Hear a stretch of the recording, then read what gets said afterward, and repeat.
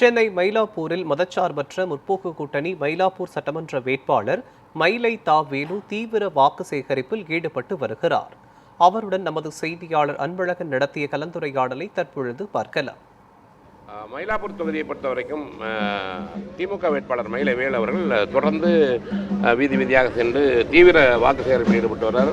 அவனுக்கு சில கேள்விகளை முன்வைப்போம். இந்த ஒரு சில பகுதியில் வீடு கட்டுறது தொடர்ந்து சீனிவாசபுரம் பகுதியில் அதை தொடர்ந்து இங்கே வந்திருக்கீங்க. இவங்க இந்த மக்கள் என்ன கோரிக்கை வைக்கிறாங்க? அவங்களுக்கெல்லாம் அடிப்படை பிரச்சனை தான். இதெல்லாம் இவங்க காலங்காலமாக வளராங்க. இதனால் இவங்களுக்கு ஸ்லம்போர்டு கட்ட வேண்டிய அவசியமே கிடையாது. சீனிவாசபுரத்தை மட்டும் நான் ஒரு கவுன்சிலராக இருந்த 15 ஆண்டுகளாக நான் முயற்சி பண்ணியிருக்கேன்.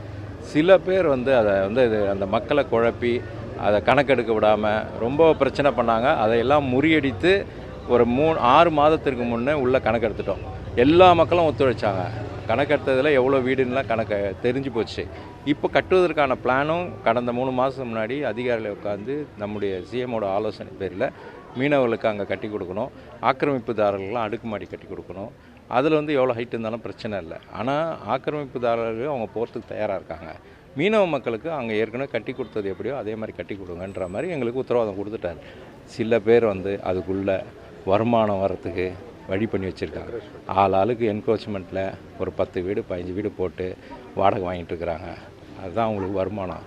அரசியல் இது இந்த நேரத்தில் ஏற்கனவே இதை குழப்பி காலி பண்ணாத அளவுக்கு பண்ணியிருந்தாங்க.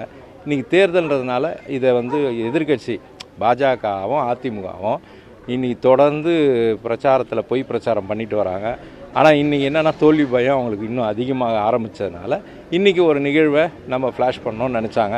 நேற்று நைட்டு போயிட்டு அவங்களெல்லாம் பார்த்து என்ன பண்ணணுமோ கருப்பு கொடி ஏதோ என்ன பண்ணணுமோ பண்ணிகிட்டு இருப்பாங்க. அதே மாதிரி அங்கே நடந்த ஆர்ப்பாட்டத்தில் பார்த்திங்கன்னா ஊராலே கிடையாது. நான் ஊருக்குள்ளே போன 3 மணி நேரம் உள்ள வரவேற்பு, எழுச்சி மிக்க வரவேற்பு. அந்த சீனிவாசபுரம் மக்கள் எப்படா நம்மளுக்கு இவங்களால் விடிவு கிடைக்கும்னு யோசிக்கிறோம்.